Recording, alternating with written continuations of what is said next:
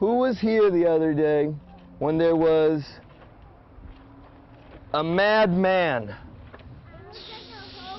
screaming outside of the fence? Do you remember?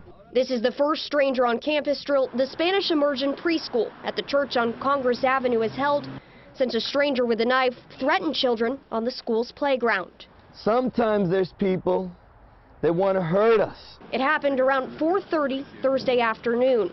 Police have identified the man as 33-year-old Damon Horner. He stayed outside of the playground's fence. He was cussing at the children and screaming, and he was just crazy. He got up on a trash can where he was really close.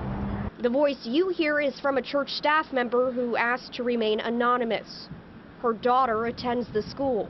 She says Horner was wrapped in a blanket and that staff never saw but were told he had a knife. One boy, he was probably about 4 to 5, ran up to me and said, "There's a bad man, and he says he has a knife and he's going to kill us." They called 911 and Horner left, running up and down South Congress Avenue. He was just getting into faces of any random person, like people just walking on the sidewalk. He got into their face, yelling at them, screaming at them, pacing back and forth. Eventually, police arrived and got Horner to throw a grapefruit-sized rock and a knife down on the ground. And we thought, okay, they're good now.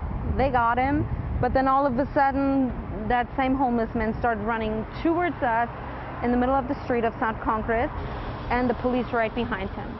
They tried to tase him twice, but because of the things that he was wearing, they could not. The taser was ineffective, and eventually they piled up on top of him and were able to arrest him in the middle of the street. It's the second time the preschool has had to call the police on Horner. Last summer, he threatened them, yelling from across the street. The arrests are just 2 of approximately 20 he's had since 2007. I mean, I want to ask